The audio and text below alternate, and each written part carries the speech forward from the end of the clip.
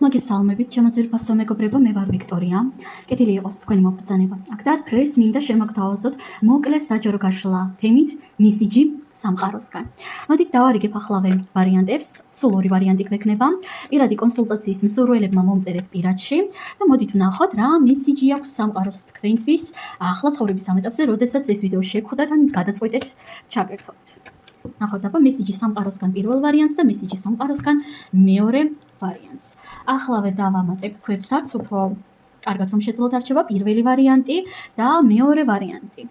კარგად დააკვირდით ორივე არკანს, ორივე მინერალს, რომელიც მეტად გეძახით. შეგახსენებთ ასევე, რომ ენერგიების დაბალანსების მიზნით აუცილებლად უნდა მოიწონოთ ეს პოსტი, იმიტომ რომ საჯარო გაშლები უფასო არის. და ფიქრობ უკვე გააკეთებთ თქვენს არჩევანს და მოდით ვნახოთ პირველ რიგში პირველი ვარიანტისთვის რა მესიჯი აქვს სამყაროს. მძლავრი, ძლიერი, პერსონალური ზრდა, პიროვნული ზრდა. პირველ რიგში პირველი ვარიანტი თქვენთვის აქ არის ასეთი მესიჯი, რომ თქვენ უკვე გაიზარდეთ, თქვენი წარსული მე ძალიან იამაყებდა თქვენით, რომ თქვენ ახლა საერთოდ არ ფიქრობდეთ და ხანდახან თქვენ წარმოიდგინეთ და ეს ხდება ხოლმე შეუმჩნევლად, თუმცა რატომ ხაც ვფიქრობ თქვენ ისედაც შეუმჩნევდით, თქვენ ძალიან გაიზარდეთ. და რაღაც კონკრეტული მომენტები და სიტუაციები, რომლებიც თქვენი წარსულიდან ან გენატრებად, ან რომლებიციც ხრცხვენიათ, ის ყოველივე გადაიტანა თქვენმა წარსულმა ვერსიამ და არა თქვენ.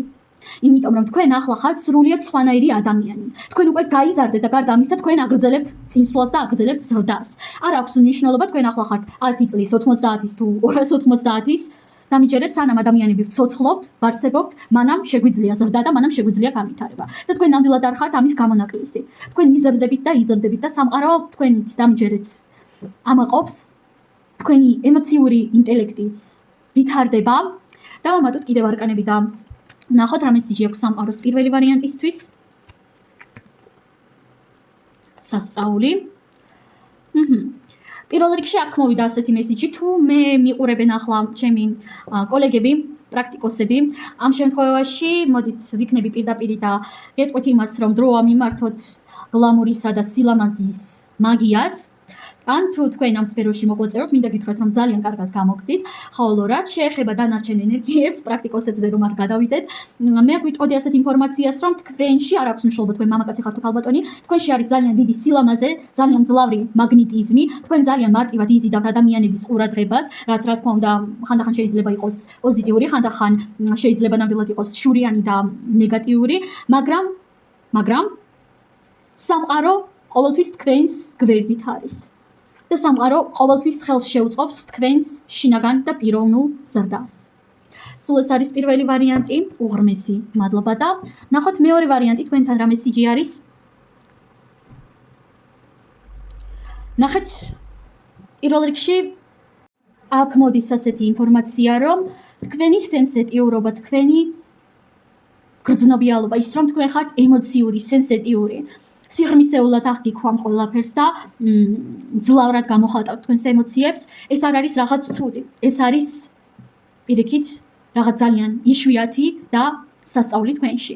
დიახ, ადამიანებს ძალიან უყვართ ერთმანეთის შერცხვენა, რომ აი თავი შეიკავე, როგორ არ ცხვენია, რომ ემოციები გაქვს, ბავშვი ხომ არა ხარ, ხო? ძალიან უყვართ ხოლმე ერთმანეთის შერცხვენა, ამის გამო ასევე თვლიან, რომ არსებობს როგორც პოზიტიური, ასევე ნეგატიური ემოციები, რომ აი ბრაზი ცუდია, შური ცუდია, ეს ცუდია, ის ცუდია და ასე შემდეგ. მაგრამ რეალურად ცუდი ემოციები არ არსებობს. ნუ რა თქმა უნდა ჩვენთვის იმ მომენტში, როდესაც განვიცდით, ცუდი არის, მაგრამ ზოგადად არ არსებობს და რატომ? მოდით შურზე მოვიყვან ასეთ მაგალითს და ბრაზზე, როდესაც ჩვენ ვიღაცის გშურს, თვითონ ეს ემოცია კი ჩვენთვის მძიმე არის, არასასიამოვნო არის, მაგრამ სხვა დანარჩენი არის დამოკიდებული ჩვენზე.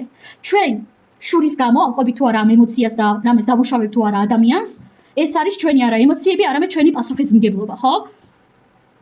ამიტომაც აქ უკვე არის პასუხისმგებლობა არა გრძნობებზე, არამედ ქმედებებზე.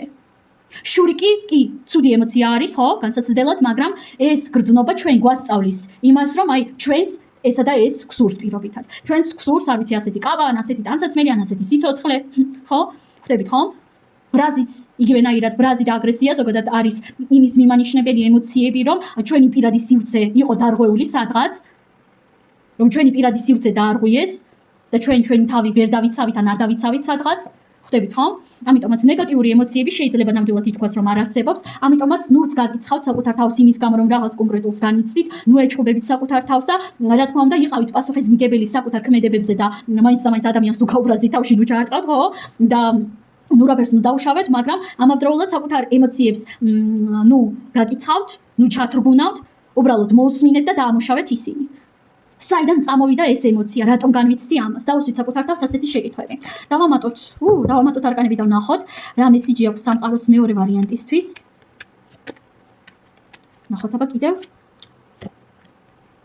აქაც ამოვიდა სასწაული, დიახ, თქვენი სენსიტიურობა, თქვენი ინტუიცია, თქვენი ემოციები, ის რომ თქვენ სხვებზე, ადამიანების უმეტესობაზე ძლავრად განიცდით ემოციებს, ნამდვილად სასწაული არის და ნახეთ, აქ ასევე როგორი ინფორმაცია წამოვიდა.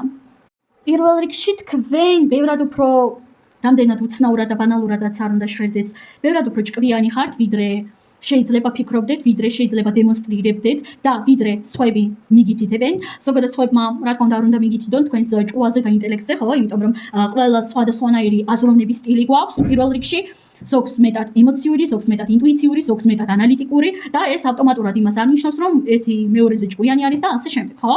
ამიტომაც პირველ რიგში უნდა მოიპოვოთ მეტი თავდაჯერებულობა, ასევე აქ ჩანს ასეთი ინფორმაცია, თითქოს თქვენს ირგვლივ არის რაღაც კონკრეტული სიბრძნე.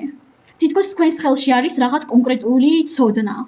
აი ბოლომდე ვერ ხედავ აქ რაზე არის საუბარი, იმიტომ რომ ყველასთან ძალიან ინდივიდუალურად რეზონირდება. ვიღაცის შემთხვევაში ეს არის წვდომა კონკრეტულ თქვენ წარმოიდგინეთ და წიგნთან, კონკრეტულ ადამიანთან, რომელმაც ძალიან ბევრი იცი სამყაროს შესახებ, ხო?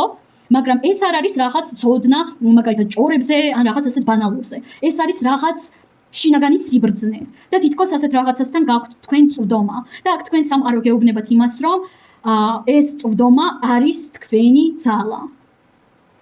სულ ეს არის ჩემო ძვირფასო მეგობრებო, მე თქვენ ამაზე დაგემშვიდობებით. წარმატებები, ბედნიერი, ნაყოფიერი დრო და ნახვამდის.